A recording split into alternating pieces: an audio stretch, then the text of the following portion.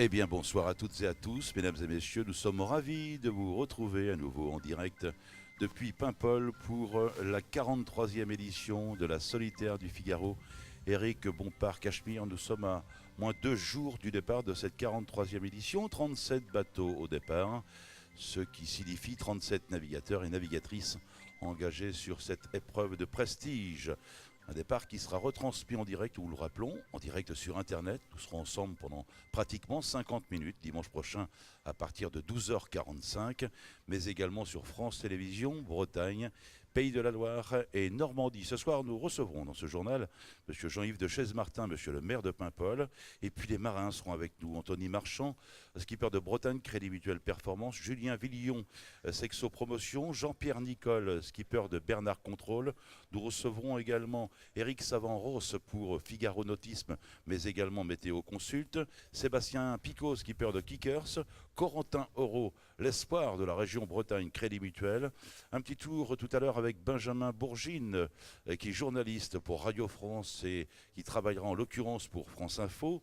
Yannick Livory, le skipper de Lorient One Network Energy, sera également avec nous. Morgan Lagravière, skipper pour le département de la Vendée. Et en fin de journal, nous recevrons le photographe Marcel Mochet, que l'on a bien connu lorsqu'il était à l'AFP. Il est toujours passionné par la photographie et il y a une exposition Marcel Mochet ici à Paimpol. Nous parlerons également du livre de Marcel Mochet qui traite de la grande pêche. Et puis, bien sûr, nous recevrons celui qui va participer pour la 26e fois à sa solitaire, le Marseillais Jean-Paul Mourin. Et puis, l'inoxydable Gilles Lamorvan, skipper de Cercle Vert, sera également avec nous. Et puis, nous sommes ravis ce soir de compter parmi nos invités l'écrivain académicien Éric Orcella qui passera nous voir en fin de journal, mais je suis heureux de vous présenter ce 3e numéro en compagnie du médecin de la course, docteur Jean-Yves Chauve, qui lui va suivre les concurrents à bord d'un catamaran jaune qui porte les couleurs de GMF Assistance. Bonsoir Jean-Yves. Bonsoir Serge, quel plateau, Formidable, magnifique hein. plateau ce soir. Nous sommes ensemble pendant 1 heure, tout va bien? Oui, tout va bien, très heureux d'être avec vous mon cher Serge. Je me tourne tout de suite vers monsieur le maire de Paimpol. Bonsoir monsieur le maire. Bonsoir. Vous allez bien? Extrêmement bien. C'est sûr que la météo ne nous épargne pas complètement. En tout cas, elle ne nous a pas épargné ces derniers jours. Mais on peut dire qu'aujourd'hui, il y a une véritable accalmie et qu'on peut profiter pleinement à la fois des plus belles images, des plus belles lumières et du plus bel endroit du monde. Alors écoutez, dans le port de Paimpol, une forêt de mâts, des pavois multicolores, beaucoup d'animation, beaucoup d'ambiance sur le village. Village qui est ouvert fin de semaine dernière. Vous n'êtes pas comptable, hein, vous êtes le premier magistrat de Paimpol. Ceci étant, rien ne vous empêche de dresser d'ores et déjà un bilan de cette semaine, monsieur le maire. Alors effectivement, pour un bilan complet, il est un peu tôt, mais on peut d'ores et déjà parler d'une véritable fête populaire, d'une vraie réussite.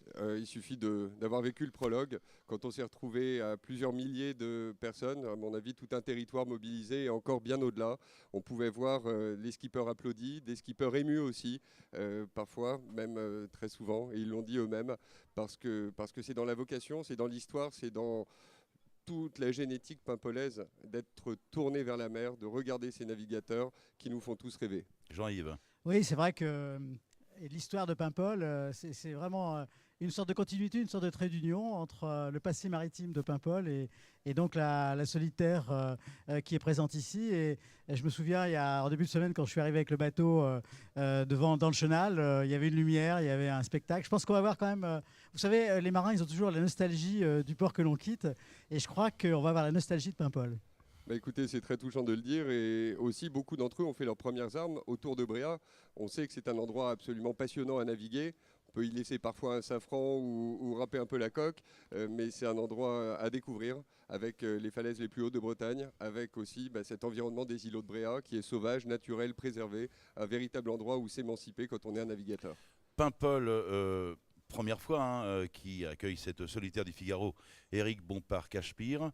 Paimpol, port de départ. Je vous invite à découvrir la cartographie et le parcours complet de cette 43e édition, 1432 milles nautiques. On découvre ce parcours en images animées, voilà, à l'écran. Donc la première étape, Paimpol, destination Riron, c'est en Espagne, voilà, on relie le point 1 et 2, puis la deuxième étape qui est ici, Riron-Saint-Gilles-Croix-de-Vie, et enfin la dernière étape, Saint-Gilles-Croix-de-Vie, destination Cherbourg, avec 2 marques de parcours à respecter, 1432 milles nautiques.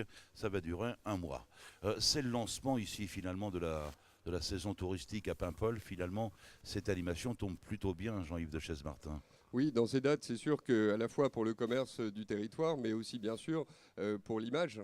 C'est aussi une des qualités de la Solitaire du Figaro, c'est que ça permet de regarder à la loupe un petit territoire sur le nord de la côte bretonne et qui est un espace à découvrir. C'est ce que j'espère on pourra démontrer à travers, encore une fois, ses couleurs, ses contrastes, ses paysages, mais aussi sa population. Et je pense que vous avez pu remarquer depuis une semaine maintenant que les équipes d'organisation, les préparateurs, les skippers sont là.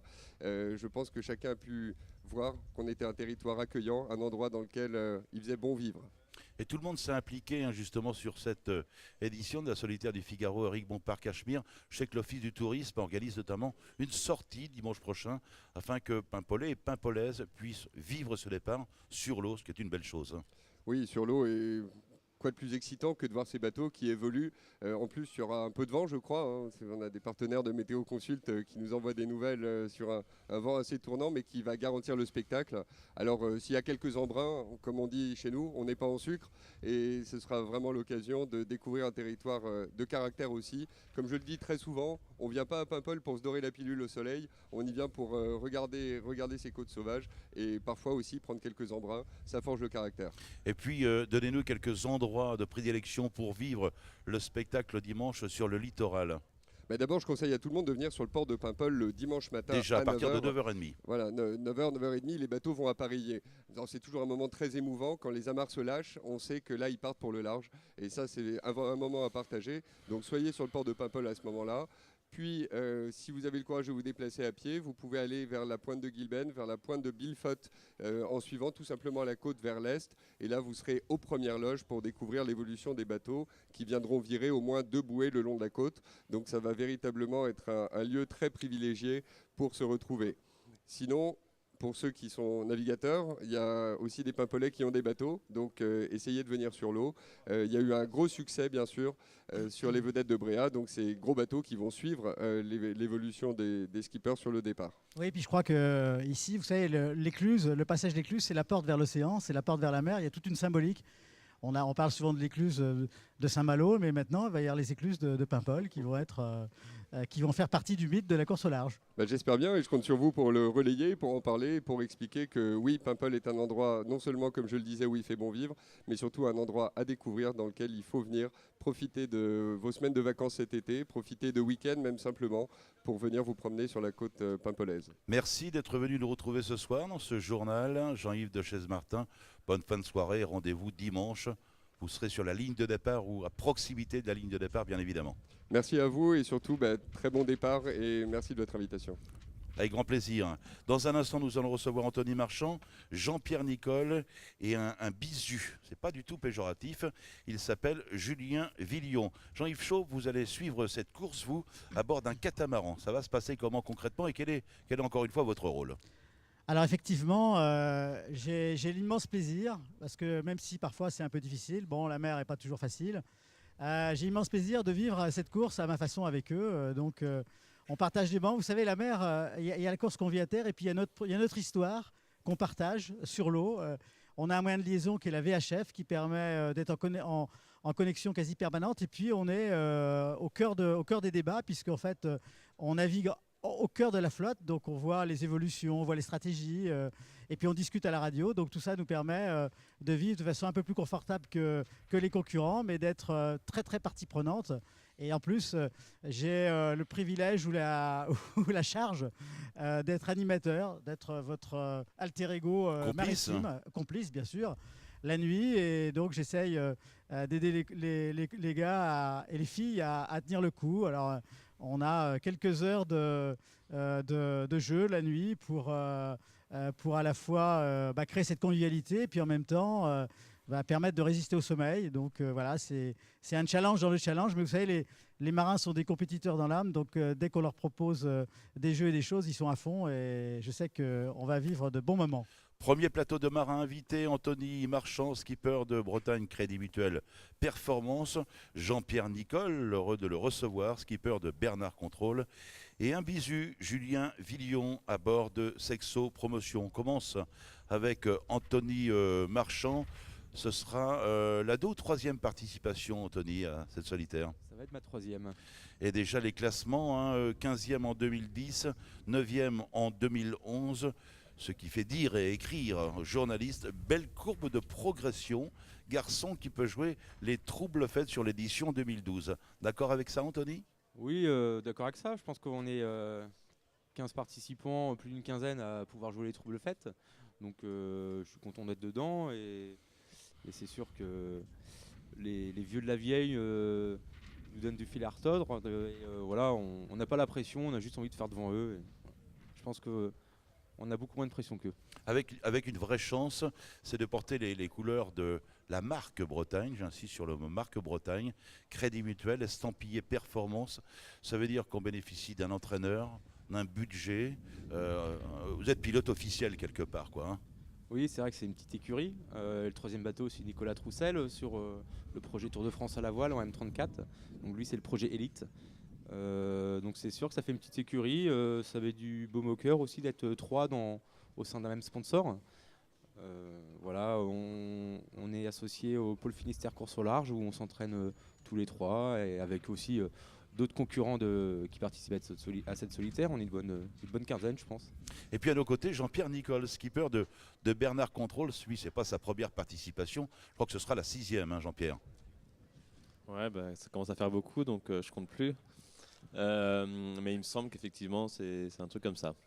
Alors, Jean-Yves Chauve, lorsque on vous a reçu il y a quelques jours, nous disait à force de participer à cette course, à force de bien connaître le mécanisme de cette course, à force de se confronter à cette meute impitoyable de figaristes, on arrive à faire de bons résultats, ce qui était le cas pour vous l'an dernier, hein, puisqu'une 15e place en 2011, c'était plutôt encourageant. Vous qui étiez l'un des enfants du Tour de France à la voile, vous qui avez connu une victoire sur le Tour de France à la voile.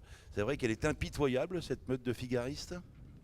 Bah, c'est vraiment un exercice à part entière et moi j'ai fait beaucoup d'équipage et voilà, j'ai dû m'adapter à un nouveau support, un nouveau circuit avec une autre manière de naviguer et voilà, c'est vrai que ça prend un petit peu de temps de s'adapter à tout ça. Et puis la forme des projets aussi fait que on progresse plus ou moins vite. Et là j'ai la chance d'avoir un partenaire depuis 4 ans là, qui me soutient et qui met le moyen de ses ambitions. Donc du coup, effectivement, je suis ravi d'être là et de pouvoir aussi faire partie des gens qui vont aller taquiner un petit peu la tête, j'espère. Ouais. Et puis quelqu'un qui ne boude pas son plaisir. Première participation, donc bisu, c'est Julien Villion à bord d'un voilier qui porte les couleurs de Sexo Promotion. Un jeune marin que l'on a vu plutôt évoluer sur 2 coques. En catamaran, je crois que c'était Lobby 416, vice-champion du monde, je crois, hein, si ma mémoire est bonne, dans cette discipline. Ouais, alors moi, avant de faire du Figaro, je viens du dériveur et pas mal de temps en catamaran, effectivement, avec Hobby 416 et Formule 18 un peu plus gros. Alors pourquoi avoir choisi justement cette classe Figaro, qui est une association d'ailleurs? Eh bien, c'était un peu la suite d'un parcours en dériveur où mon rêve de gosse, c'était plus les JO. Et puis les changements de série au jeu et les aléas un peu de la vie font que j'ai fait du Figaro pour la première fois avec la sélection Espoir Région Bretagne en 2009. Alors ça c'est intéressant, pardon de te couper mon cher Julien, c'est que l'espoir, on en parlait tout à l'heure, c'est Corentin Euro. Je crois que tu avais terminé 2e de cette sélection. Donc Ouais, pas très loin finalement de la victoire. Hein. Exactement, mais je l'avais déjà fait 2 ans avant et c'était Anthony qui avait gagné pour la petite histoire. Et c'était un essai cette fois-là et ça m'avait vraiment donné envie de faire du Figaro. Du coup, voilà, j'ai retenté l'expérience 2 années plus tard et c'est Corentin qui a gagné. Donc, Jean-Yves Chauve, vous connaissez bien tous ces marins, de jeunes marins, sportifs de haut niveau et affûtés. Hein. Oui, exactement. Et je dis souvent que la solitaire du Figaro, Éric Bompard-Cachemire, est une course qui nécessite un certain temps d'apprentissage parce qu'il faut apprendre à ne pas dormir. c'est une des difficultés de la course, c'est-à-dire comment dormir peu et rester à 100% de ses capacités, c'est pas simple. La performance, elle est là aussi. On a parfois tendance à un petit peu à mettre en avant le temps. Je veux dire, effectivement, il y a un premier, mais il y a aussi des gens qui apprennent à gérer. Et en plus, leur expérience est extrêmement intéressante parce qu'elle peut concerner plein de gens qui vivent ce sommeil désynchronisé, ces difficultés de sommeil. Et c'est pour ça que je dis toujours que la solitaire est une course qui est un laboratoire médical pour beaucoup de gens. Et j'en profite largement avec eux. Alors pour être au top niveau, Anthony Marchand, et c'est valable aussi pour les autres, hein, pour jouer la victoire, ou tout au moins le podium, ça passe par beaucoup d'heures d'entraînement, beaucoup de temps passé sur l'eau. Véritablement la répétition d'une régate. On parlait tout à l'heure, et vous l'évoquerez tout à l'heure, Jean-Yves Chauve, la possibilité, le pouvoir de s'endormir en quelques instants pour une durée de 20 minutes. Ça, c'est le genre de choses qu'on ne répète pas à terre, mais qu'on répète lorsque l'on régate, bien sûr, bien évidemment. Je pense aussi que c'est un travail aussi en amont. Avant de commencer à naviguer, on s'occupe de faire un bon chantier sur notre bateau avec notre préparateur. C'est aussi des chantiers qui sont très longs, qui durent 3 mois, où c'est 3 mois dans la poussière, dans la peinture, à réfléchir comment de rien oublier, parce que c'est vrai que c'est un sport mécanique et la casse matérielle peut être là. Donc après on met le bateau à l'eau, on travaille aussi sur la logistique pour toute la saison. Il y a beaucoup de courses, beaucoup de déplacements, il y a des résas d'hôtels, d'hébergement, des retours de bateaux en cargo après des courses, amener des bateaux dans le sud de la France en camion. Le marin doit être polyvalent Et finalement. donc le marin doit être polyvalent aussi. Et après on commence à s'entraîner. Donc au sein du Finistère Course au Large, on navigue une semaine sur 2. Une semaine, donc c'est navigation à fond du lundi au vendredi, et la semaine d'après il y a des cours météo, des cours de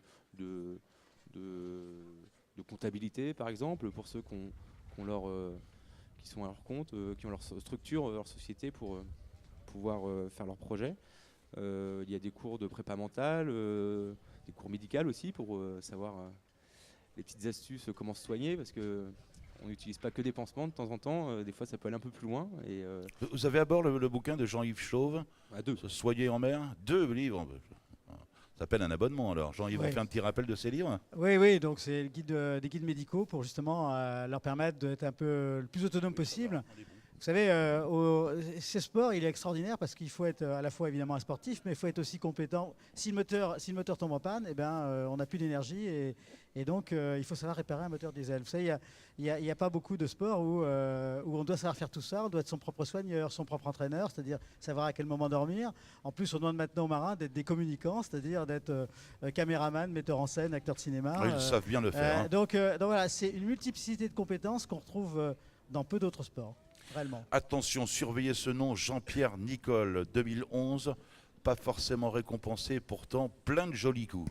Ce qui fait dire, et qui veut bien entendre, de la part des marins, voire même des journalistes, que cet homme, Jean-Pierre Nicol, est finalement dangereux, parce qu'il est capable de prendre des risques stratégiques, et donc peut-être même des options que d'autres n'oseraient pas prendre. C'est ce qui peut faire la différence, Jean-Pierre, pourquoi pas ? Pourquoi pas après, je pense que l'année dernière, c'était un moment de ma progression qui correspondait à ça. Je ne suis pas sûr que je sois forcément dans les mêmes objectifs cette année. Par nature, je suis assez joueur et donc j'ai besoin de tenter des coups. Mais c'est vrai que c'est aussi quand on se sent un peu moins rapide, quand on a un peu moins confiance en sa vitesse, on va peut-être prendre plus de risques par rapport à la route. Et c'était un peu mon cas l'année dernière. Maintenant, c'est vrai que j'ai beaucoup travaillé à ce niveau-là et maintenant, j'arrive à une base plus solide. Et ça changera peut-être ma façon de jouer aussi. Hein. Je pense qu'on peut pas... On n'a pas un profil comme ça déterminé par avance. Mais évidemment, c'est sûr que si l'opportunité se présente, je fais partie plutôt des gens qui tenteront qui attendront. Quoi. Qui vont oser et qui vont jouer. On en parlait tout à l'heure, qui portent les couleurs de la région Bretagne, Crédit Mutuel Élite. Monsieur Option, Nicolas Troussel, qui ne s'en souvient pas sur certaines solitaires, Jean-Yves Chauvin. Oui, d'ailleurs, le mot est resté célèbre, une troussellerie. C'est un bord différent des autres. Et effectivement, lui, c'était un bord vers l'ouest, qui a été assez payant d'ailleurs. Donc voilà, mais... c'est vrai qu'il y a toujours quand même une possibilité de jouer. L'année dernière, je me souviens quand tu étais le long des côtes d'Irlande, un peu tout seul. Et voilà, c'est ça qui est intéressant quand on est sur l'eau, c'est qu'on assiste à tout ça et on voit un petit peu les options et stratégies. C'est vraiment agréable. Julien Villion, lui, va participer à sa première solitaire du Figaro Éric Bompard-Cachemire. Un petit mot sur le parcours. Est-ce que c'est un parcours convenable, piégeux, à quelques 2 jours du départ? Tu te sens comment, Julien? Pour ma part, je me sens bien, un peu pressé d'y aller maintenant, parce que c'est un ouais. moment qu'on attend. Et puis c'est vrai que la semaine, il faut gérer son temps là depuis une semaine entre le prologue et le départ. Et puis le parcours me convient bien. J'ai peu de points de référence par rapport aux autres solitaires, puisque c'est la première. La première étape va être complète, je pense, avec un peu de vent au départ et puis une traversée du golfe qui va être intéressante, je pense, au niveau stratégie. Donc voilà, je suis impatient d'y aller et confiant pour ce qui nous attend. Impatient d'y aller parce que aussi pour prendre le départ d'une telle épreuve, ça a nécessité beaucoup de sacrifices, très certainement beaucoup de travail en amont. On s'y prépare combien de mois à l'avance à une participation de solitaire? Le plus tôt possible, mais c'est souvent un peu indépendant de notre volonté. Il faut arriver à trouver un partenaire qui nous accompagne. Et puis après des sacrifices, je pense que bon, c'est une chance énorme déjà de pouvoir faire ce métier-là et de pouvoir en arriver là et d'être aujourd'hui au départ. Donc c'est que du bonheur. Nous allons vous remercier tous les trois d'être venus nous retrouver cet après-midi dans ce journal numéro 3 de la solitaire du Figaro. Éric Bompard-Cachemire, donc Anthony Marchand, bonne mer et bon vent, à bord de Bretagne Crédit Mutuel Performance. Jean-Pierre Nicole, Bernard Contrôle. Qu'est-ce que Bernard Contrôle, Jean-Pierre, pardon? Alors, c'est les spécialistes des électrovannes. Ils travaillent pour les grands groupes industriels. Ils fabriquent des servomoteurs, donc ils permettent de gérer la gestion des flux dans les grands oléoducs pour les groupes parapétroliers, le nucléaire, l'eau, le gaz. Donc voilà, une PME française qui fait de l'industrie et qui travaille bien. Et un beau partenaire, bonne course. Merci. À Jean-Pierre Nicole et puis Julien Villion, bonne première, solitaire du Figaro, Éric Bompard-Cachemire. Il porte les couleurs de Sexo Promotion. Précision? Sur Sexo Promotion, c'est un groupe de promotion immobilière dans le sud-ouest de la France, sur la région de Bordeaux, Toulouse. Merci à vous, bonne fin de journée et à nouveau, bonne course. Dans un instant, nous parlions justement de quelques bisous. Alors dans un instant, nous allons recevoir Corentin Auro qui est le skipper du bateau Bretagne Crédit Mutuel Espoir. Bien écoutez, il y a eu un sujet de réalisé par la production Sea Evans. Il a pour titre 6 pour une première. Nous partons donc à la découverte des bisous de cette 43e édition et on se retrouve juste après en plateau avec d'autres marins.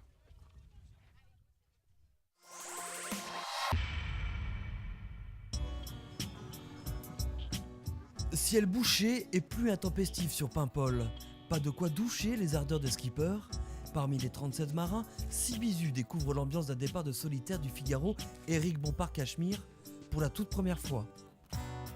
C'est un an de travail acharné avec 15 autres bateaux au centre d'entraînement de Port-la-Forêt et puis quasiment 10 ans de rêve. Il y a une dizaine d'années, j'étais sur les pontons avec mes parents de certains départs de la solitaire du Figaro et ça me faisait bien rêver. Prendre du plaisir sur l'eau, la performance passera par là pour Corentin Auro. Issu du sérail Port-la-Forêt, le skipper de Bretagne Crédit Mutuel Espoir est venu ici pour faire ses armes, voire un peu plus. Depuis 6 mois, je pense Figaro, je vis Figaro. Donc là, j'ai vraiment hâte d'y aller et je vais essayer d'y aller sans trop de pression et pas penser au classement, faire ce que je sais faire, naviguer simple. Et puis on verra bien dans un mois. Briefing pour tout le monde. Jeanne Grégoire, 9 participations, Gilles Damorvan 16, Yann Eliès 12. Et malgré l'expérience de ces années passées sur l'eau, l'attention est portée sur les moindres détails. À leur côté, les bisous entrevoient là le chemin à suivre, c'est le métier qui rentre.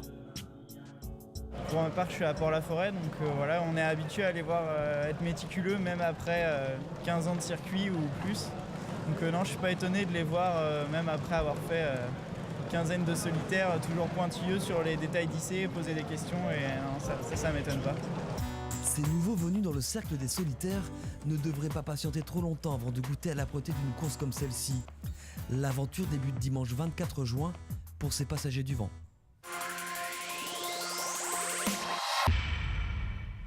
Voilà, de retour en plateau et toujours en direct pour cette édition numéro 3 du journal de la Salutaire du Figaro, Éric Bompard-Cachemire, 43e édition. Nouveau plateau avec deux marins venus nous retrouver. Corentin Auro, nous parlions de vous tout à l'heure, cher Corentin, skipper de Bretagne Crédit Mutuel Espoir. Et puis quelqu'un qui connaît déjà cette solitaire du Figaro, Sébastien Picot, skipper de Kickers. Avec nous également, Éric Savanros, il a créé en 1988, il n'était pas tout seul, il y en avait d'autres, cette fameuse chaîne Météo Consult, qui finalement est l'expérience ou l'expertise météorologique. Bonsoir. Bonsoir. Oui, on a créé en 1988 avec 3 autres associés Météo Consult sur le concept de la météo marine avec un premier client à l'époque qui était Elf Aquitaine et un premier routage avec quelqu'un qui est important pour nous et qui n'est plus là, qui était Jean Morel, qui avait gagné la Transat anglaise. Et donc ensuite, on a développé la société autour de ce concept de météo marine avec Jean-Luc VDH, 36-15 mètres, premier Vendée Globe, et toute une suite d'aventures qui nous a amenés dans ce milieu à faire pas mal d'assistance, beaucoup naviguer, puisqu'il y a des gens dans l'équipe qui naviguent pas mal. Et puis en fin de compte, après, la société grossissant un peu. Ça, on va en parler dans un voilà, instant, Eric, on a si été vous voulez amené bien. à faire d'autres On va choses. parler de l'année 2011 où il y a eu un changement et quelques nouveautés que vous allez nous expliquer dans un instant. Donc deux marins, Sébastien Picot, Corentin Auro, des marins que vous connaissez, Jean-Yves. Oui, bien sûr, bien sûr. Et puis, vous savez, on a des dossiers médicaux, donc je sais tout sur leur santé, sur leur bonne santé, évidemment. Puisqu'en fait, sur le bateau, le catamaran GMF Assistance, on est à leur côté. Et donc, c'est important de savoir comment ils sont, s'ils vont bien, et les aider à continuer la course dans les meilleures conditions. Alors, ils vont bien et Sébastien Picot ne va pas mieux que les autres, mais enfin, en tous les cas, ce qui est bon de noter, c'est que c'est un sportif de haut niveau. Parce qu'avant de parler de voile, on m'a dit que vous étiez ancien footballeur, mais haut niveau tout de même. Dans quel club et en quelle division? Si c'est pas indiscret. Bonjour. Oui, j'ai eu la chance en moins de 15 ans, moins de 17 ans de jouer au plus haut niveau national. C'était une bonne expérience. Et puis après, j'ai fait un petit peu d'enseignement dans la voile. Et puis, on va dire, le virus de la compétition m'a repris. Donc, j'ai voulu refaire un petit peu de compétition, mais cette fois-ci dans la voile. Et j'ai participé au circuit mini 650, voilà. Et ça m'a permis de remettre un pied dans la compétition. Et mon chemin m'a amené assez naturellement au circuit Figaro, où on va dire on apprend énormément de choses. Voilà. On va rappeler que la classe 650, c'est une super école. Oui, c'est pas tout à fait le même format. On y apprend des choses différentes. Je dirais dans les deux classes, il y a des choses très intéressantes à découvrir. Et en tout cas, j'essaye de m'investir un petit peu plus maintenant dans le Figaro, tout en gardant contact avec la classe mini, parce qu'il y a des choses intéressantes à faire. Voilà. On n'oublie jamais la classe mini. Je dirais qu'on n'oublie jamais tous les endroits où on a appris des choses. Donc mon objectif, c'est ça, c'est de découvrir et apprendre dans tous les domaines. Je trouve que c'est assez enrichissant, justement, le milieu de la voile en général, où on est peut-être plus livré à nous-mêmes et où on s'enrichit personnellement d'expérience un petit peu plus qu'au football notamment, où on est peut-être un petit peu plus assisté. Et donc, je trouve que ça nous grandit d'expériences riches au quotidien. Et il n'y a pas que la préparation sportive sur l'eau, il n'y a pas que la préparation technique, même si je fais un parallèle entre le football et la voile, c'est vrai que techniquement, du moins, ou technologiquement, excusez-moi, à part les chaussures de football, il n'y a pas grand-chose à préparer. Donc ça, c'est tout un pan qui est assez intéressant. Et puis, je dirais, il y a la vie de notre petit parcours aussi, qu'on arrive à mettre plus ou moins bien en avant, qui est assez sympa à vivre également. On parle de le solitaire dans un instant, parce que c'est ce qui nous anime en ce moment, et on vous présente Corentin Auro, skipper Bretagne Crédit Mutuel Espoir, première participation. Bisu, nous avons vu le reportage signé C. Evans tout à l'heure. Alors, vainqueur de la sélection Espoir Bretagne Crédit Mutuel. Vous expliquez comment ça fonctionne, cette sélection, et vous étiez combien à vous présenter à cette sélection? On a vu Julien tout à l'heure qui y était, il a terminé deuxième. Il y avait du monde au départ, sur la ligne de départ? Ouais, tout d'abord, bonjour à tous. Au début, en fait, on était une trentaine. Donc là, on a tous envoyé un dossier. Les 30 participants ont envoyé un dossier au pôle Finistère course au large à Port-la-Forêt, le centre d'entraînement de Port-Laf. Port-la-Forêt. Voilà. Il y a des juges qui ont étudié les dossiers. Donc sur notre passé, notre palmarès, mais également nos études, etc. On va rappeler que vous étiez plutôt un inconditionnel de la régate en équipage, je pense. Voilà, ouais. Moi j'ai fait pas mal de Tour de France à la voile. Et donc là, on va revenir sur la sélection. Les juges ont décortiqué, si je peux m'exprimer ainsi, les dossiers. Et ils sont venus à la conclusion qu'ils allaient tirer 15 dossiers, donc 15 participants pour la deuxième première sélection sur papier et la seconde sur l'eau sûrement. Voilà, donc là les 15 sélectionnés se sont affrontés sur l'eau.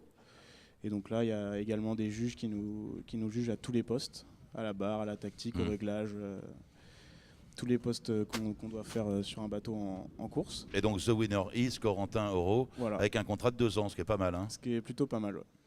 Oui, Jean-Yves? Oui, c'est vrai qu'il faut bien se rendre compte que cette course, c'est la thèse de doctorat en course au large, ni plus ni moins. Et donc le niveau est très très élevé. Et c'est pas un hasard si souvent des participants à cette course gagnent le Vendée Globe par la suite, parce que simplement il y a un vrai antichambre bon signe, des grandes courses. Et donc voilà, je pense que tu es bien parti, effectivement. Merci beaucoup. Eric, on revient vers Corentin dans un instant. Oui, alors 1988, Eric Savanros, création de Météo Consult. Et puis ça ne suffit pas. 2011, alors que Météo Consult fonctionne bien, et partenaire entre autres des épreuves organisées par la société Penwick. 2011, vous créez le portail digital figaronautisme.com. Explication s'il vous plaît. Toute l'équipe de Météo Consult est passionnée du monde de la mer depuis de nombreuses années.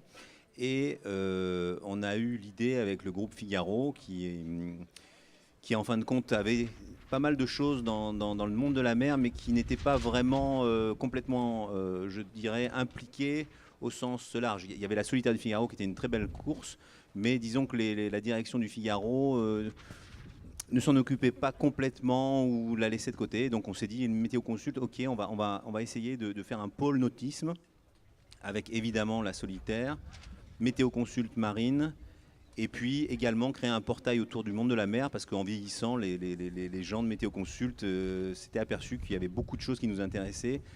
Le monde de la plongée, le monde du bateau à moteur, le monde de l'éolien, pas mal de choses, et on s'est dit on va faire un portail. Et on a créé une équipe autour de ça avec des gens du Figaro et des gens de Météo Consult. Et donc, sur ce portail, on va essayer d'agréger toutes les passions du monde de la mer. Et donc, on a Fabrice Amédéo, qui est le responsable éditorial de ce figaronautisme.com, qui nous a rejoint. Participé à la Solitaire, à la Route du Rhum également, qui est un excellent marin, Fabrice. C'est un bon marin, un bon journaliste, et je pense un bon rédac-chef qui va permettre de mettre le lien entre les équipes de Météo Consult qui étaient des passionnés un peu foufou et ce monde, en fin de compte, de l'information qui est quand même plus structuré.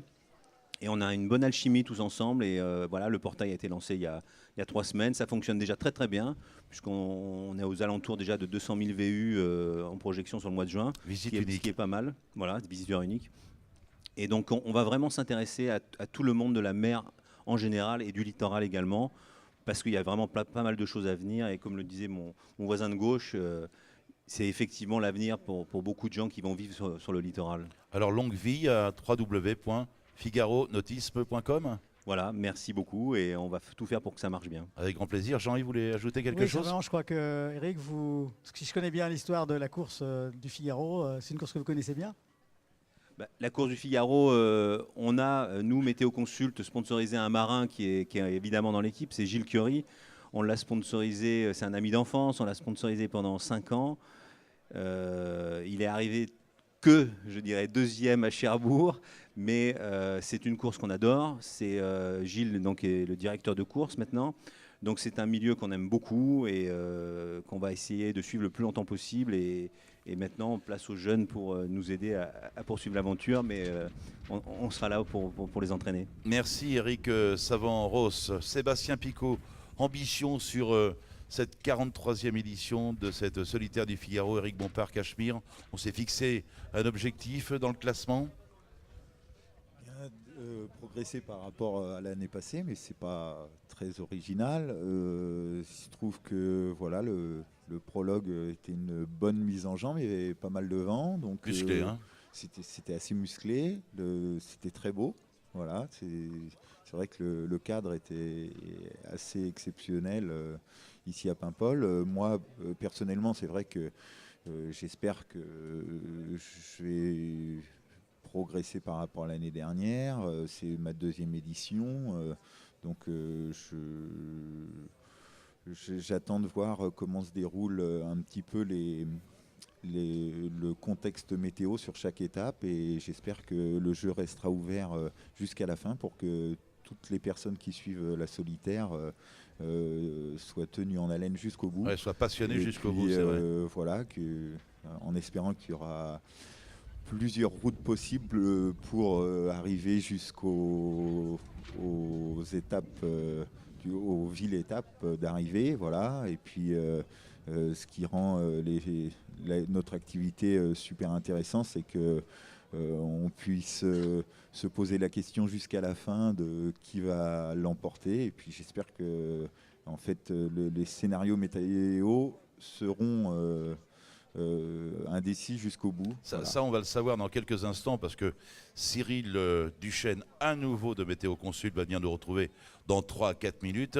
Et on va rappeler, et c'est valable pour Corentin également, Sébastien, que le classement général de la solitaire du Figaro, Eric Bompard-Cachemire, se fait au temps. Ça veut dire que tout est possible jusqu'au bout, effectivement, grâce au jeu des options éventuelles. Voilà, c'est ce qui fait la particularité de cette course, le fait qu'il y ait 3 étapes. Voilà, c'est vraiment génial, et puis c'est propre à cette course, c'est pour ça qu'on y vient. Eh ben merci d'avoir été avec nous ce soir, et bonne mer et bon vent. Alors 41 €, on a donné la chance, enfin vous l'avez saisi aussi, hein. Vous avez réussi votre doctorat, comme a dit Jean-Yves Chauve tout à l'heure. Maintenant l'objectif c'est de faire une belle course, pourquoi pas viser le classement Bisu. Il y a du beau monde dans ce classement Bisu, hein. Ouais, c'est sûr, il y a du beau monde.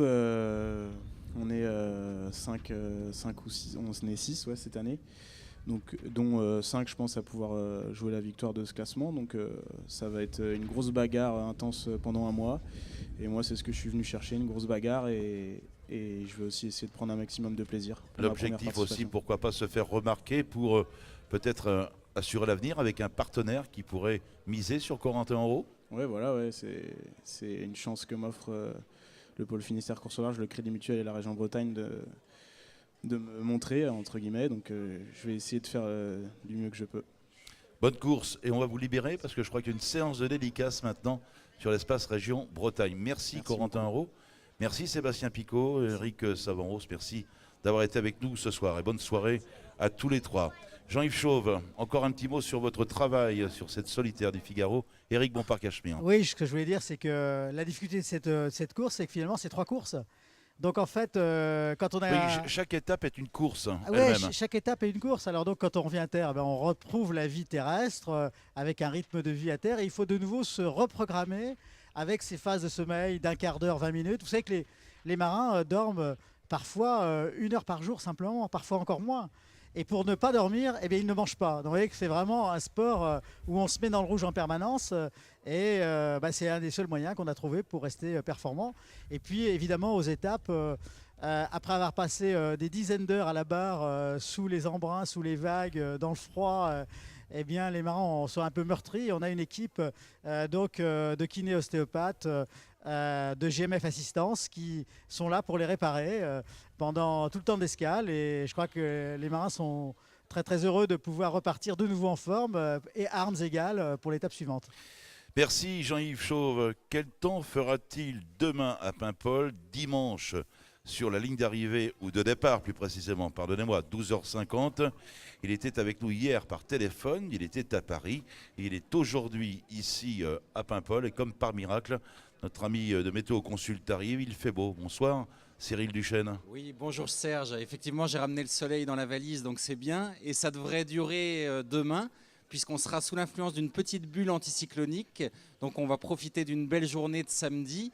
Alors malheureusement, cet anticyclone, il va quand même un petit peu se décaler pour dimanche, avec des conditions météo un petit peu plus perturbées, puisqu'on a le passage d'une perturbation en cours de journée de dimanche. Donc la carte à un départ effectivement qui risque de se faire sous la pluie avec ce passage du front froid qu'on voit ici sur la carte, avec des vents d'ouest modérés. Donc les vents devraient quand même assez rapidement faiblir. Donc un départ dans du force 4 à 5 Beaufort de secteur ouest à sud-ouest. Et puis assez rapidement, les vents devraient mollir en fait dès la fin de journée du dimanche, en gagnant vers la pointe bretonne. Et donc progressivement, avec la dépression qui va se décaler et puis la perturbation qui s'en ira, eh bien on va retrouver des conditions beaucoup plus faibles. Ça risque d'être ensuite un petit peu plus délicat. Bon, le golfe de Gascogne avant de rejoindre l'Espagne et Riron. Eh bien écoutez, dans le golfe de Gascogne, on risque d'avoir une bulle anticyclonique au cœur du golfe de Gascogne, donc des conditions au départ de bordure anticyclonique avec un peu de vent d'ouest.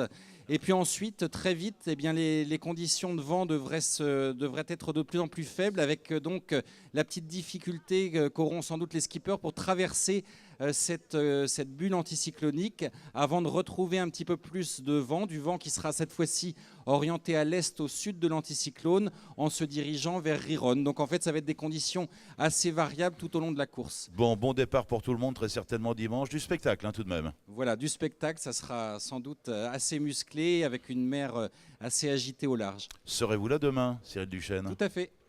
Vous venez nous voir? Oui, on va faire ça. Formidable, merci.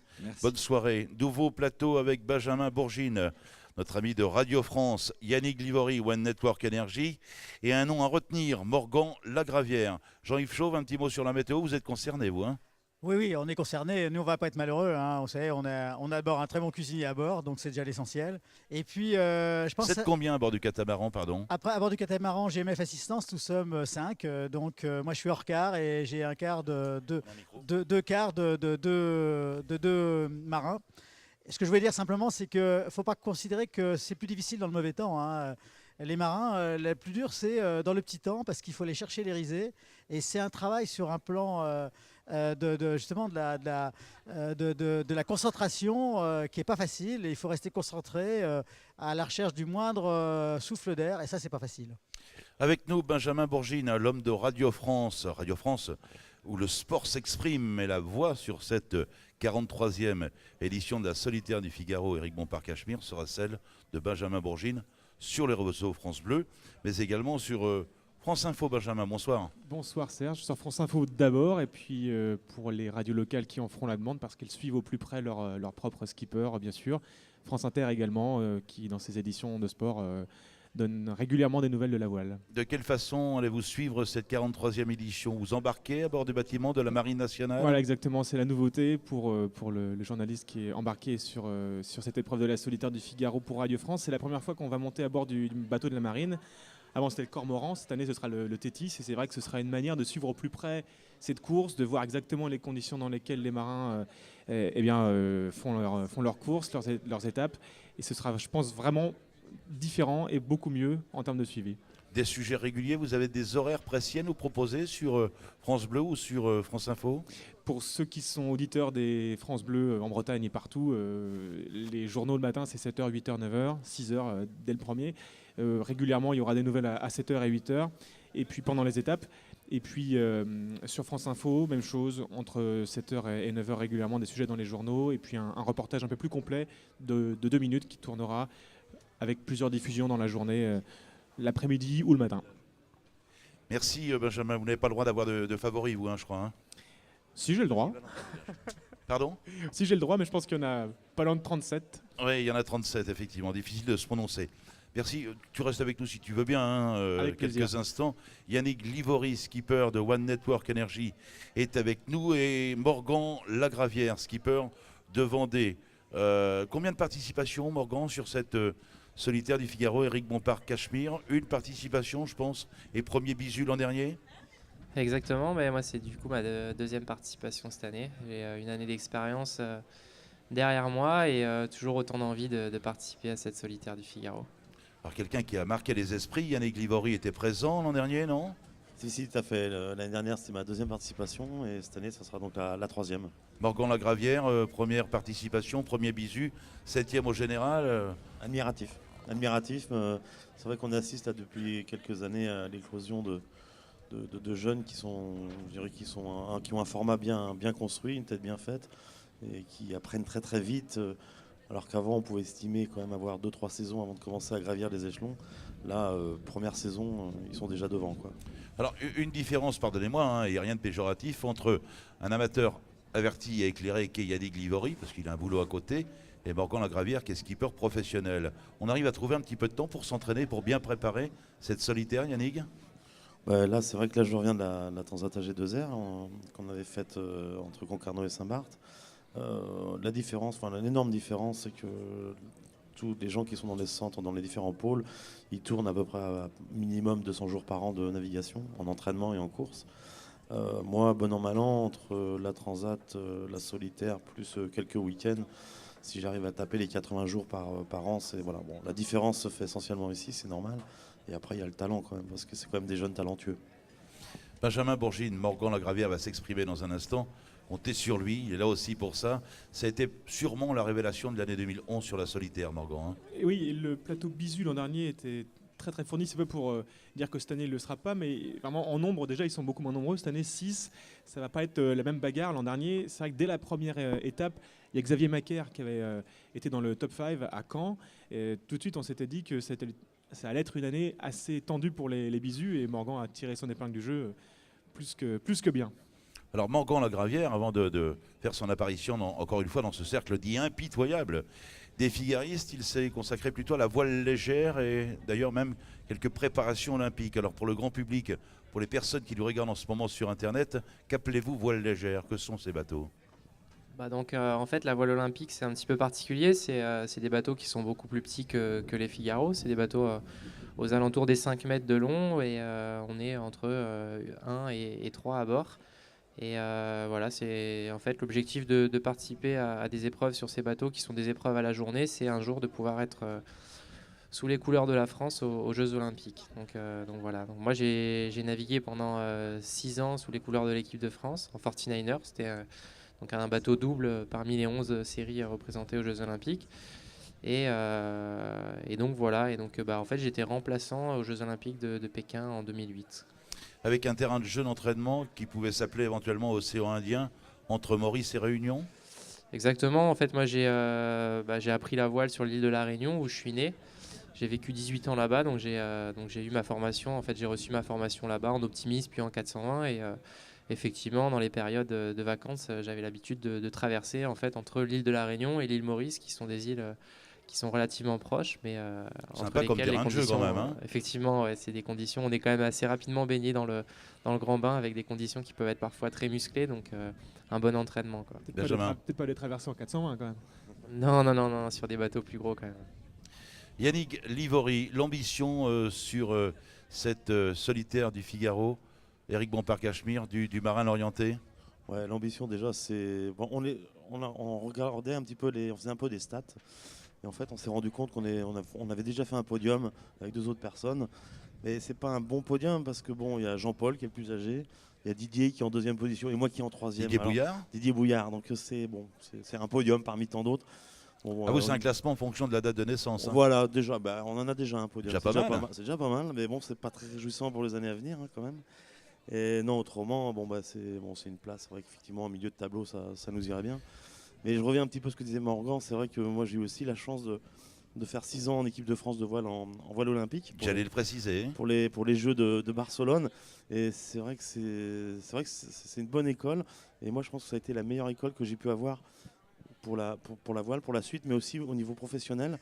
parce que c'est une école de la rigueur, de l'entraînement. C'est une école où il faut se faire mal, où il faut apprendre, faut toujours avancer. Et c'est vrai que l'honneur, entre guillemets, de représenter la France, c'est quelque chose. Je comprends un peu la volonté de Morgan de continuer comme ça. Benjamin, quelques questions pour nos deux marins? Peut-être une question pour Morgan, parce que cette année, le plateau bisu est un peu plus réduit, mais est-ce que tu as pu voir un peu les forces en présence? Est-ce que tu as un favori parmi les plus jeunes de cette épreuve cette année? Effectivement, on s'intéresse toujours aux jeunes arrivants, qui était mon cas l'année dernière. Et à cette question, j'ai une réponse assez directe. Et un favori, j'en ai un depuis le début, c'est Julien Villon. C'est quelqu'un que je connais pas plus que ça, mais que j'apprécie. Que l'on a reçu il y a quelques instants. Voilà, que j'apprécie bien. Et en tout cas, dans son attitude et de ce qu'il a pu montrer sur l'avant-saison, pour moi, c'est quelqu'un qui est amené à être connu derrière. Et je pense qu'on va pouvoir compter sur lui cet été, quoi. Bon, les attachés de presse faisant bien leur travail, on reçoit régulièrement des notes, des informations. Et titré dernièrement, Morgan Lagravière, je suis plus confiant que jamais. Oui, forcément. En début de régate, c'est quand même mieux d'être un peu en confiance. L'envie, de toute évidence, l'envie de confirmer cette année. Effectivement, on m'avait dit, en fait, l'année dernière, on m'avait dit, tu verras, ta première année, tu vas arriver avec l'envie, tout va bien se passer. Et la deuxième année, c'est toujours plus dur. Et moi, j'ai pris ça avec un petit peu de recul au début. Et bizarrement, je me retrouve encore plus motivé cette année que l'année dernière, parce que je me rends compte que j'ai progressé techniquement, que ce que j'ai fait l'année dernière, c'était déjà bien, et je me sens beaucoup, beaucoup plus fort cette année. Donc je me dis que je peux faire un résultat encore meilleur que l'année dernière. Et du coup, l'envie est encore là, et encore plus même. Oui, Benjamin? Une question pour Yannick aussi, peut-être, parce que bien sûr. L'an dernier... Et ce sera la dernière. Très bien. Je vais faire court. L'an dernier, Yannick, c'est vrai que la solitaire, ça a été une épreuve aussi un peu dure pour toi. Il y avait eu cette histoire de varicelle en Irlande qui avait rendu les choses... c'était purement de la compétition. Peut-être que cette année, il y aura aussi l'objectif de vraiment se faire plaisir de bout en bout de la course. Oui, c'est vrai que l'année dernière, j'avais une maladie infantile.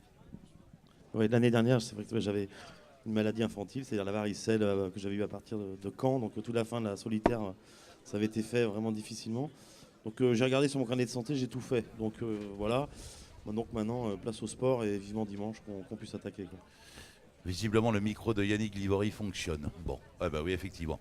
Merci Benjamin d'avoir été avec nous ce soir. Merci. Et ravi de vous retrouver sur l'antenne de Radio France, France Info, et puis le réseau France Bleu. Yannick Livori, et puis celui que l'on peut considérer comme l'un des clients dangereux du millésime 2012, Morgan Lagravière. Bonne soirée à tous les trois. Merci infiniment. Nous allons accueillir d'autres invités maintenant. Faites entrer Marcel Mochet. Faites entrer également Gilda Morvan, Jean-Paul Mourin et je l'espère, Eric Orsena d'ici quelques instants. Je tiens à vous préciser qu'à l'issue de ce plateau que nous avons ici en ce moment, lors du journal, il y aura une rencontre entre Eric Orsena, Yann Eliès et autres personnes que je vous présenterai d'ici quelques instants. Marcel Mochet est avec nous, on va le garder simplement 3-4 minutes. Marcel, merci infiniment. Quelqu'un que l'on a vu œuvrer pour le compte de l'agence France Presse, l'AFP. C'est, bravo, en plein devant les caméras, Jean-Paul, il n'y a aucun souci, prenez votre temps. Marcel Mochet, on prend le micro s'il vous plaît, Marcel. Bonjour. Parlez-nous de votre passion, qui est celle de la photo. Et depuis combien d'années ça dure, cette histoire, pour Marcel Mochet? Une grosse trentaine d'années, à l'AFP d'abord, et indépendant depuis 2 ans. Alors on a connu toutes les courses, le Vendée Globe, la Route du Rhum, toutes les transats bien évidemment, et puis passionné toujours de mer, avec une autre orientation maintenant, qui est celle de la grande pêche, je crois. Oui, depuis pas mal d'années, en fait, là, pardon, excusez-moi, en fait, là, sur la grande pêche, en fait, que ce soit ce que j'appelle moi les bateaux en fer, quoi. Les bateaux en fer. C'est-à-dire la marine de commerce, l'offshore, et j'ai fait beaucoup d'embarquements aussi à la grande pêche, que ce soit sur des grands bateaux, soit des grands tonniers dans l'Indien, que ce soit des bateaux qui montent un peu faire la morue en mer de Norvège, en mer de Barents, ou bien qui vont faire la légine dans les mers australes. Marcel, est-ce qu'on peut commenter les quelques 10 images qu'on va voir à l'écran en ce moment? Des photos qui ont été prises il y a peu de temps, je crois. Il y a un peu de tout. Ça, c'est par exemple, c'est une photo, c'est une petite tempête en mer de Norvège. Petite tempête en mer de Norvège, d'accord. Là, c'est sur un bateau de Saint-Malo, pas très loin, un grand port aussi breton. C'est sur le Joseph Roty, qui est encore aujourd'hui le plus grand chalutier français. Bon, c'est les gars qui ont un peu quelques problèmes sur le pont, parce qu'il y a quand même des vagues qui... Ça, c'est sur le Grand Hermine. Grand Hermine, c'est en mer de Bas-Rhin. Ça, c'est ce qu'on appelle une grande palanquée, c'est-à-dire, vous voyez un filet qui est plein un cul de chalut qui est plein d'une 30aine de tonnes de morue. D'accord, on enchaîne. Ça, c'est chalutier russe, aussi en mer de Bas-Rhin, vers le Spitzberg, là-haut. C'est des chalutiers un peu en sales états, quoi. Alors ça, c'est en fait c'est un peu la curée des oiseaux derrière un grand chalutier, toujours dans les mers nordiques. Bon, ça c'est un marin tatoué. Voilà, un marin tatoué, tout simplement. Et ça, c'était c'était dans les mers australes, c'était sur le Croix du Sud, qui est un bateau qui pète la légine. Puis il nous reste quelques photos magnifiques, celle-ci. C'est pareil, c'est sur le pont du Grand Hermine, dernier maroutier français. Voilà. Il y a une expo en ce moment à Paimpol, Marcel. Oui, c'est ça. En fait, il y a une grande exposition à voir aux terrasses de Bréa, où il y a à peu près 80... oh là là là, regardez cette image. Ouais, c'est une grande vague qui arrive pendant une tempête dans les mers. Ça fait peur, ça, quand même. Hein. Pardon ? Ça fait peur. Non, ça fait pas très peur, parce que autant les vagues sont impressionnantes, mais sont certainement des fois moins dangereuses, ce qu'on peut voir, par exemple, dans les mers nordiques ici, quoi. Elles sont très impressionnantes par la taille, mais tant que ça défaire le pas, tout, ça bouchonne, on monte, on descend, quoi. Donc expo à Paimpol et puis un livre qui va sortir prochainement. Qui va sortir au mois de septembre sur la grande pêche c'est la grande pêche française du Spitzberg aux îles Kerguelen. Aux éditions du Rocher. Du Rocher au mois de septembre. Merci Marcel Mochet d'avoir été avec nous ce soir, un grand plaisir. Merci. À bientôt. Vous laissez la place à monsieur Eric Orsena qui va venir nous retrouver. Romancier, académicien depuis 1998 et nous sommes ravis d'accueillir deux sacrés marins, Jean-Yves Chauvet avec nous. Hein. Oui, deux sacrés marins avec une sacrée expérience que je suis, avec qui je me bagarre puisqu'on est tous les deux à notre 26e participation à la solitaire. Donc le premier qui lâche, c'est celui qui perd. Donc Jean-Paul, dans 20 ans, on se donne rendez-vous encore. Hein. Oui, Jean-Paul Mourin, 26 participations, le tout jeune Jean-Paul Mourin. L'objectif toujours encore, le plaisir et encore le plaisir, Jean-Paul. Mais c'est vrai que je suis encore tout bisu. C'est la première mondiale pour moi de venir à Paimpol. Vous voyez un peu, il y a encore pas mal de choses à faire. Et puis Gilles Damorvan qui est avec nous, ce n'est pas sa première participation, ce sera sa 17e, je crois. Comme je dis, arriver à ce nombre, on ne compte plus. Hein, c'est comme l'âge, à un moment, on n'annonce plus le nombre d'années. Nous, on les compte quand même parce que c'est signe d'expérience tout de même. Hein. Oui, non, mais je crois que c'est ça, ouais, à peu près 17, je crois. Et Eric Orsena, merci infiniment d'être avec nous. C'est moi qui vous remercie parce qu'être avec des marins comme ça, là, c'est le niveau. Là, hein. Vous les aviez déjà rencontrés, ces marins ? Je les ai vus de loin, j'ai applaudi, et j'ai salué, j'ai admiré, j'ai envié en secret. Donc maintenant, je peux leur dire mon admiration devant tout le monde, devant la foule de Paimpol en liesse. Eric Orsena, romancier, écrivain, mais également navigateur, me dit-on. Oui, bien sûr, parce que ici, moi, j'ai typique petit Parisien, et donc je passais 2 mois par an dans l'archipel de Bréa. Alors c'est vrai que dans l'archipel, si on apprend à naviguer ici, en gros, on connaît les fondamentaux quand même. Hein, parce qu'il y a souvent du baston, il y a du petit courant sympathique, il y a des cailloux, il y a 10 mètres 30 comme ça de marnage. Donc on ne peut pas prendre tous les cailloux, donc on touche souvent, plus souvent qu'à son tour. Et donc, puis c'est sublime. Alors, mais ça, évidemment, la solitaire, c'est voilà. Pour moi, il y a le Vendée et la solitaire. La solitaire et puis le Vendée. Gilda. Et moi, il me semble qu'on s'est rencontrés il y a quelques années sur le bateau de Jimmy Pain, je crois, à l'époque, sur le Tour de France à la poêle. Avec Jimmy, parce que on a régaté l'un contre l'autre. Mais oui, et puis... Monsieur est marin aussi, quand même. C'est mon habitude de voir le tableau arrière. Mais enfin, bon, c'est vrai qu'il était devant, j'étais avec Jimmy. Je me souviens d'une étape d'anthologie entre Saint-Malo et Paimpol. Et l'arrivée là-bas, là, oh là là, c'est bien ça. C'est bien, et puis je continue, puisque à la fin du mois d'août, je vais reprendre le Dragon, et il y aura le championnat de France à Douarnenez. Donc on va reprendre. Et puis ici, là, j'ai un beluga dont s'occupent les chantiers dauphins, ici présents, là, de l'autre côté. Je salue les chantiers dauphins, ça fait jamais de mal de faire un peu de pub pour mes amis. Et donc ils sont là, et donc j'ai un vieux beluga en bois, et pour justement dans ces endroits-là, hein, on relève la dérive et quand on la relève pas, ça touche. Et donc à la fin de la saison, eh bien, le safran et puis la dérive ressemblent plutôt à un chou-fleur, ce qui est un produit local aussi, donc tout va bien.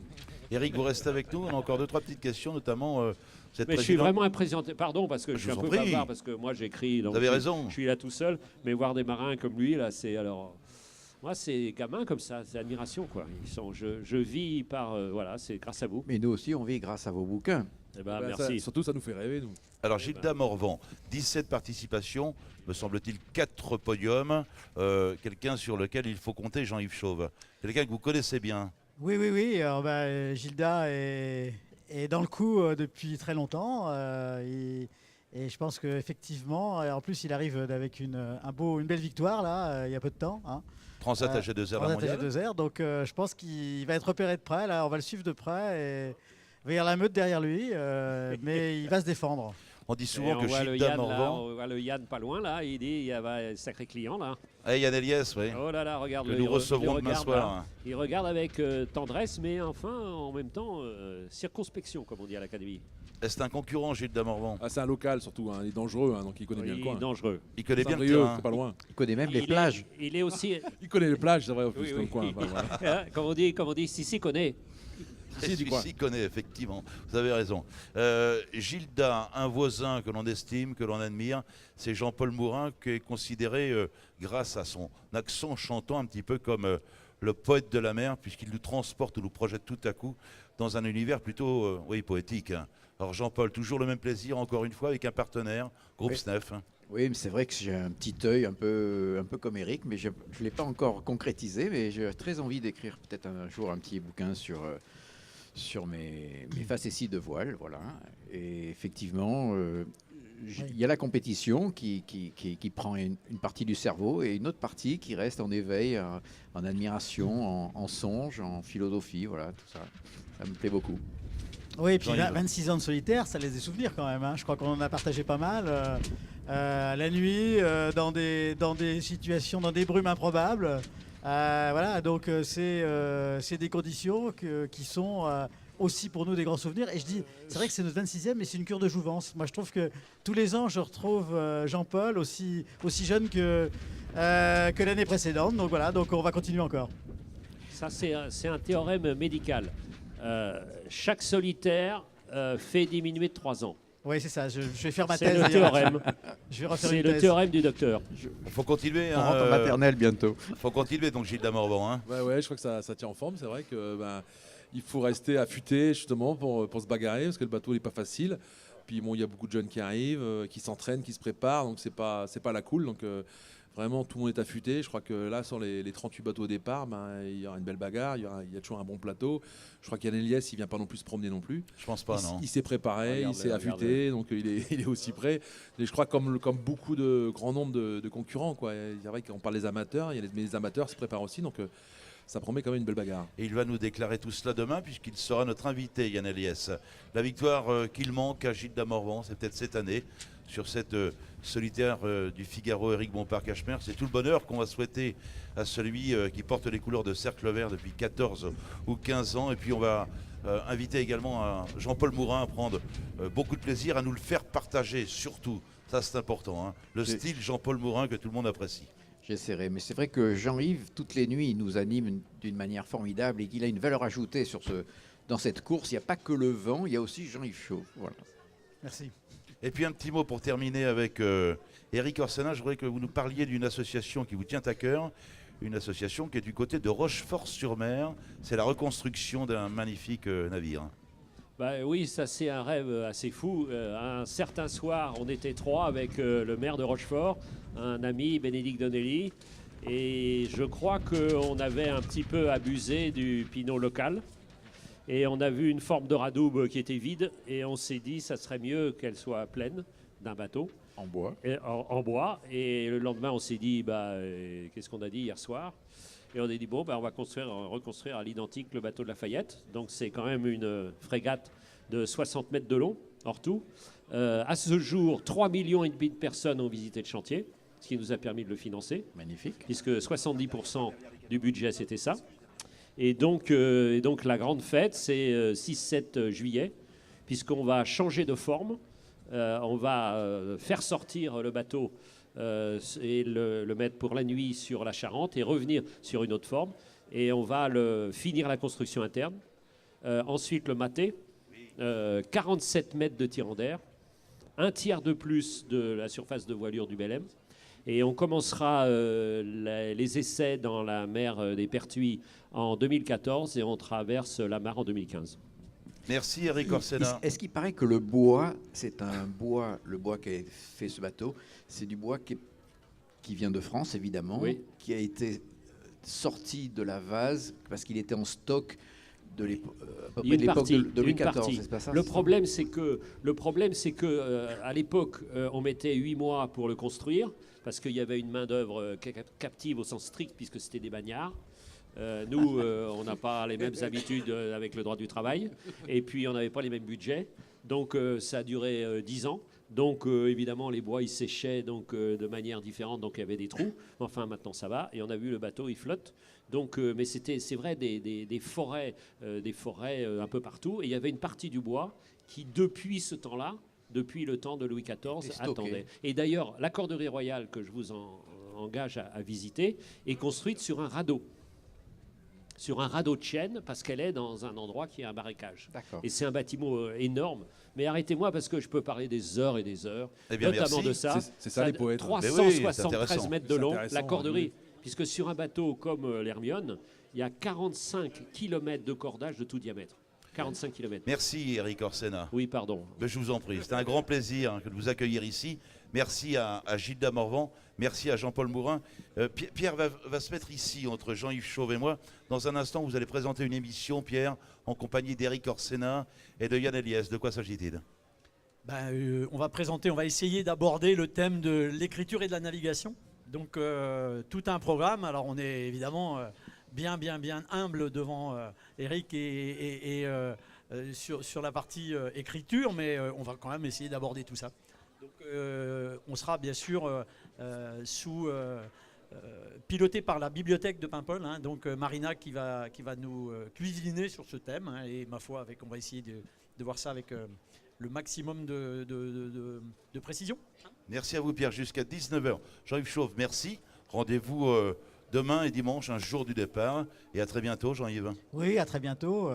Et puis bon vent à nos amis compétiteurs. À nouveau, merci. Grand merci Eric Orsena, Gilda Morvan, bonne mère, bon vent. Jean-Paul Mourin, continuez à nous faire rêver, chers amis marseillais. Ne vous inquiétez pas. Demain, nous recevrons Serge Messager du Figaro, monsieur Éric Bompard, partenaire titre de cette solitaire, Gilles Curie, directeur de course, Sylvie Lagourgue, elle est directrice de marketing et de la communication chez GMF, autre partenaire, et puis les marins, Thomas Ruyant, redoutable marin venu de Dunkerque, le Cherbourgeois, Éric Doge, avec un bateau qui porte le nom de Voyons Large, Yann Eliès, qui va prendre le départ sur groupe Keguiner, journal des entreprises, Fred Dutil, attention, vainqueur du prologue, Éric Bompard-Cachemire au départ également, et puis un bisu, il s'appelle Thomas Normand, il portera les couleurs de la financière de l'échiquier, et nous vous parlerons du travail de préparateur avec Roland Ventura.